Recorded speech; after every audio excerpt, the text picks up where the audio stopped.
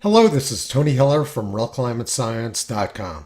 Frederick Douglass said, "To suppress free speech is a double wrong.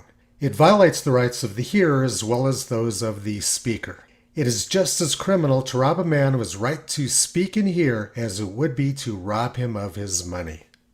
George Washington said, "If the freedom of speech is taken away, then dumb and silent we may be led like sheep to the slaughter." The First Amendment to the U.S. Constitution protects freedom of speech. It's our most fundamental right. I captured this screenshot from the White House website. But as Elon Musk pointed out yesterday, Democrats and the left are trying to destroy free speech in America. Joe Biden said yesterday that Twitter spews lies across the world. That's certainly true, but Joe Biden never commented on Twitter's lies prior to Elon Musk purchasing Twitter this week. Twitter's been spewing lies for a very long time, but it never seemed to bother Joe Biden in the past.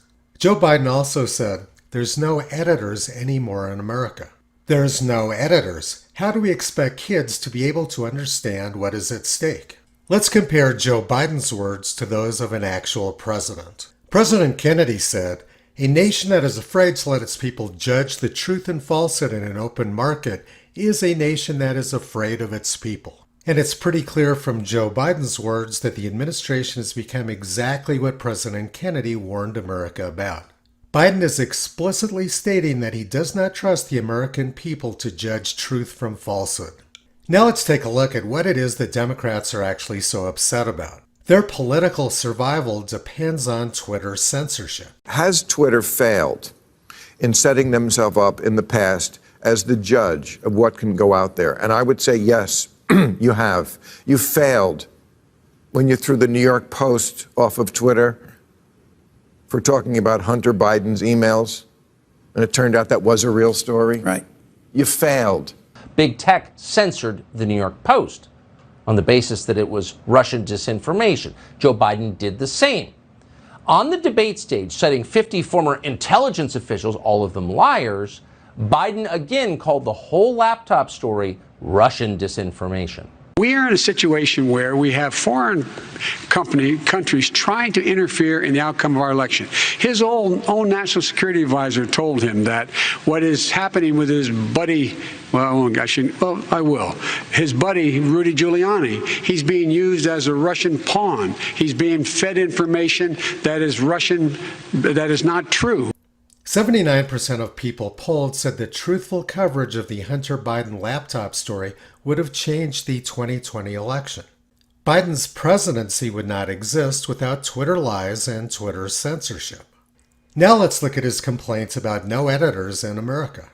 The mainstream media universally pushed Joe Biden's lies about his son's laptop. Biden's lies were promoted by NBC News. They were promoted by the Associated Press. They were promoted by CNN. Biden's lies were promoted by the Washington Post. CNN promoted Biden's lies over and over again. MSNBC promoted Biden's lies. Over and over again, we heard the same lies from the press about the Hunter Biden laptop. CNN and prominent Democrats colluded together to lie about the laptop. A few months ago, Joe Biden was trying to set up a disinformation governance board. And the person he wanted to put in charge of this board was the same person who was in charge of creating all the lies about Hunter Biden's laptop. Democrats are terrified of free speech because their power is based on a foundation of lies. For Democrats, factual information is misinformation, and misinformation is facts.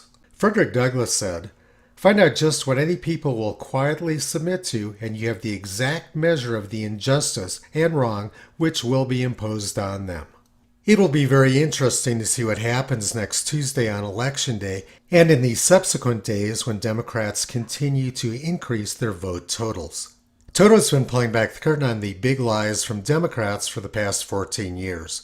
You can visit him, Kyrie Caesar, Toki and Upla on the web at realclimatescience.com.